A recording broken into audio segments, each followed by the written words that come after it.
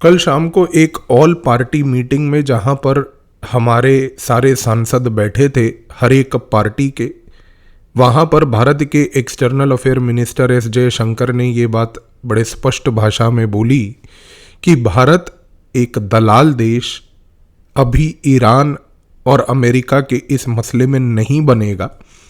और यहाँ पर पॉइंटर था खास करके पाकिस्तान को लेकर,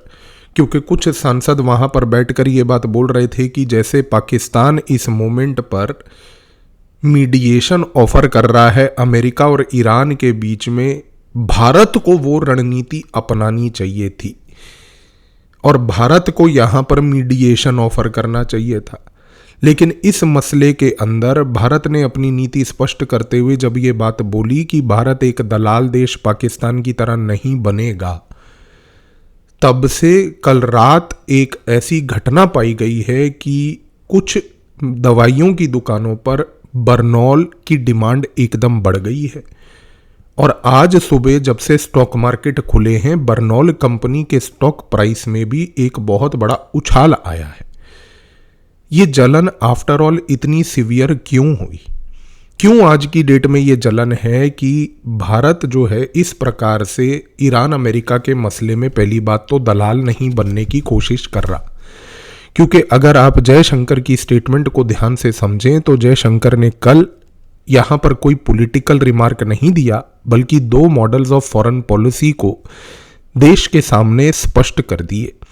पहला मॉडल जिसमें एक दलाल स्टेट होता है, जहां पर उद्देश्य होता है कि वो देश दूसरे एक्टर्स के बीच में अपने आप को इस प्रकार से पोजीशन करे कि वो वहां पर दलाली करके अपनी स्थापना कर पाए। और दूसरा एक ऐसा मॉडल जिसमें देश अपनी सेल्फ कॉन्शियस पावर के तहत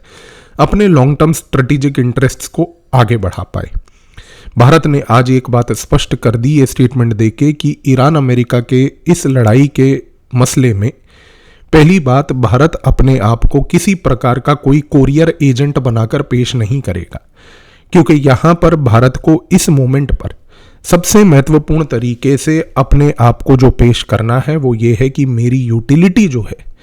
वो किसी प्रकार के मीडिएशन को ऑफर करने की नहीं, बल्कि मेरी यूटिलिटी जो है वो मेरी कैपेबिलिटी, हमारा जो विश्व में डिप्लोमेटिक वेट है और जो विश्व में हमारा मार्केट साइज है वो डिसाइड करेगा। क्योंकि यहां पर चीज को समझिए, कोई भी ब्रोकर नेशन जो होता है जिसको हम दलाल स्टेट कहते हैं, जैसे हमारे बाजू वाला स्टेट पाकिस्तान, यहां पर ये दलाल स्टेट्स जो हैं बेसिकली किसी प्रकार का कोई मीडिएशन ऑफर नहीं करते। ये अपने आप को मीडिएटर इन मसलों में इसलिए पेश करते हैं, पहली बात क्योंकि इनकी जियोपॉलिटिकल वैल्यू ही पहली उस मीडिएशन से आती है। ये अपने आप को एक जियोपॉलिटिकल ब्रिज बनाने की कोशिश करते हैं कुछ बड़ी शक्तियों के तहत और साथ में कुछ कॉन्फ्लिक्टिंग शक्तियों के तहत, जैसे कि अमेरिका वर्सेस ईरान। लेकिन एक चीज क्लियर है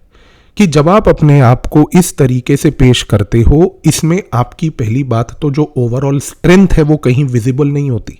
क्योंकि आप मात्र एक लॉजिस्टिकल लेवल पर केवल एक जियोपॉलिटिकल सिग्निफिकेंस, एक लिमिटेड यूटिलिटी के लिए पहली बात तो शो कर रहे हो। भारत ने अब पहली बार डिप्लोमेटिक मैच्योरिटी दिखाते हुए ये चीज को क्लैरिफाई किया कि वो सबऑर्डिनेट लेवल पर डिप्लोमेटिक आइडेंटिटी अपनी नहीं बनाएगी। हम किसी के सबऑर्डिनेट, किसी के नौकर यहां पर नहीं है कि आज अमेरिका या फॉर दैट मैटर रशिया या कोई भी देश हो वो आकर बोलेगा भारत को कि आप मीडिएट करवाइए। आपको याद होगा कि रशिया और यूक्रेन का जब युद्ध चल रहा था, जो अभी भी चल रहा है बट थोड़ा सा साइडलाइन हो गया है, वहां पर भी अमेरिका की तरफ से बार बार ये घोषणा की जाती थी कि भारत को रशिया के साथ उसके संबंध होने के नाते जो है मीडिएशन करवाना चाहिए। लेकिन भारत ने एक शब्द में पूरे गेम को खत्म कर दिया था, कह के कि this is not an era of war and we are on the side of peace. एक मैच्योर डिप्लोमेटिक देश जो है, पहली बात वो डी एस्केलेशन पे फोकस करता है, वो बार बार कहता है कि डायलॉग पे फोकस होना चाहिए, और वो यहां पर एग्जिस्ट ये नहीं करता है कि उसका काम है दूसरे देशों के बीच में फ्रिक्शन को रिड्यूस करना, बल्कि उसका उद्देश्य है कि वो फाइनल आउटकम्स को पहली बात तो शेप करे। और कल जब ये जयशंकर ने ऑल पार्टी मीटिंग के तहत ये स्टेटमेंट का घोषणा की,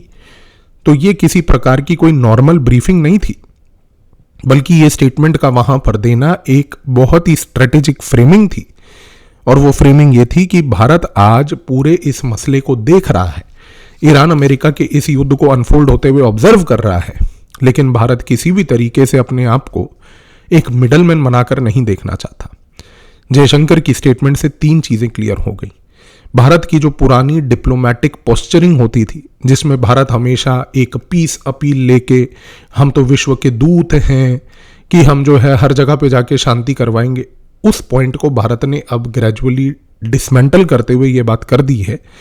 कि आज जिस प्रकार से वर्ल्ड की जियोपॉलिटिक्स चल रही है, वहां पर पावर मैटर करती है और पावर में भी हार्ड पावर मैटर करती है। इस हार्ड पावर के एरा में भारत डी एस्केलेशन डायलॉग के साथ साथ अपनी पोजीशन क्लियर रख रहा है कि हम अपनी यूटिलिटी एक मीडिएटर के तहत नहीं रखेंगे। दूसरा, भारत ने यह बात स्पष्ट कर दी है क्योंकि अब सारा खेल एक पावर हायरार्की का है। इस पावर हायरार्की के खेल में कोई भी दलाल देश अपने आप को टैक्टिकली यूजफुल बना सकता है। टैक्टिकली यूजफुल का मतलब है कि वो शॉर्ट टर्म लेवल पर अपनी जियोपॉलिटिकल सिग्निफिकेंस बढ़ा सकता है, लेकिन कोई भी देश जो अपने आप को टैक्टिकली यूजफुल इस एरा में बनाएगा वो स्ट्रेटेजिकली सेकेंडरी हो जाएगा। और भारत ने यह बात स्पष्ट कर दी है कि उसके लिए इंपॉर्टेंट यहां पर यह है कि वो पहली बात अपने आप को टैक्टिकली यूजफुल नहीं बल्कि स्ट्रेटेजिकली यूजफुल बनाए। और इस पॉइंट को याद रखिएगा,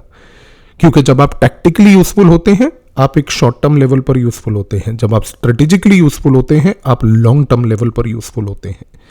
और भारत ने तीसरी चीज यहां पर स्पष्ट कर दी है कि आज भारत अपने आप को कोई पावर ब्रोकर, मीडिएशन, लॉजिस्टिक वाला देश पोजीशन नहीं बल्कि एक ऐसा देश पोजीशन करना चाहता है जो कि इवेंट्स के आउटकम को शेप करे।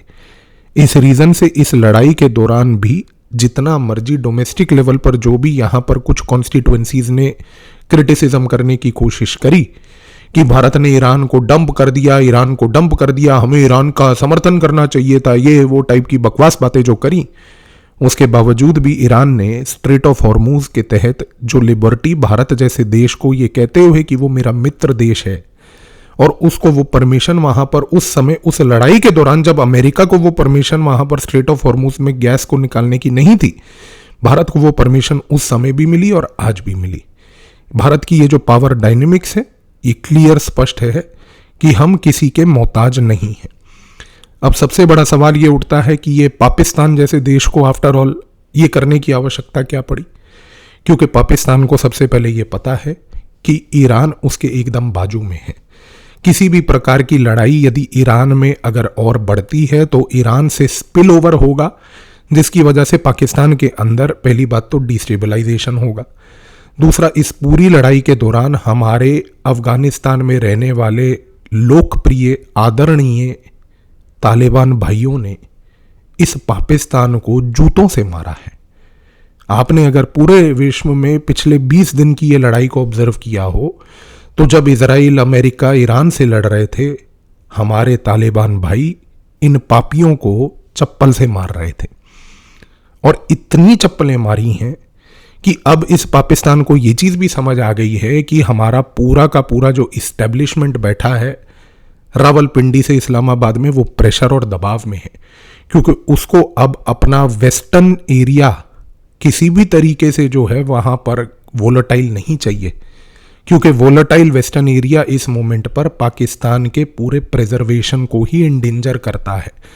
क्योंकि वजीरिस्तान से लेकर खैबर पख्तूनवा से लेकर फेडरली एडमिनिस्ट्रेड ट्राइबल एरिया से लेकर गिलगिट बल्टिस्तान का पूरा इलाका अगर वल्नरेबल हो जाएगा तो फिर पाकिस्तान करेगा क्या।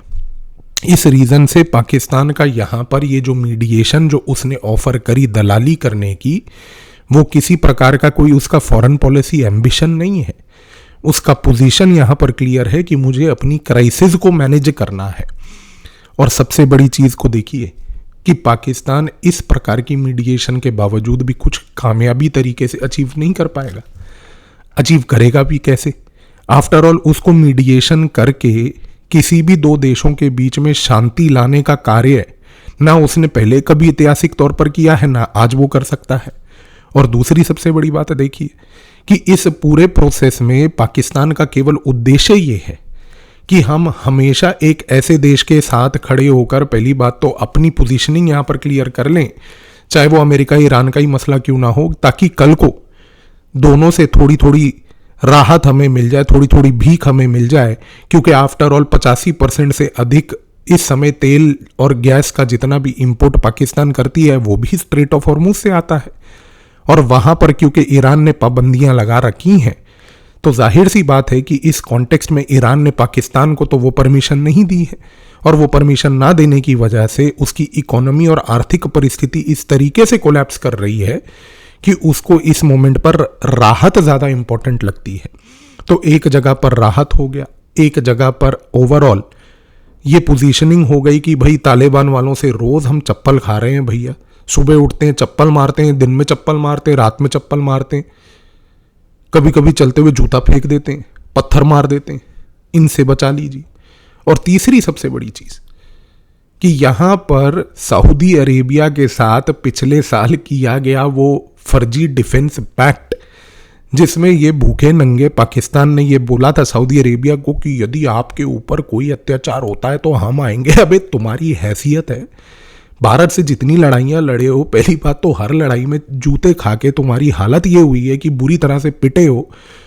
और पता नहीं क्या तुमने वो अपने मिलिट्री वालों ने यहाँ पर बिल्ले लगा रखे हैं। भाई साहब कौन से बिल्ले लगा लिए तुमने यार, जब हर एक लड़ाई जो तुमने लड़ी है उसमें तुम हारे हो हैं। लूडो खेल के तुमने वो मेडल जीते हैं। ये चीज़ तो मतलब पाकिस्तान और अमेरिका दोनों से पूछनी चाहिए। वो अमेरिका के सेनापति आ जाएंगे यहाँ पे बिल्ले पे बिल्ले। अबे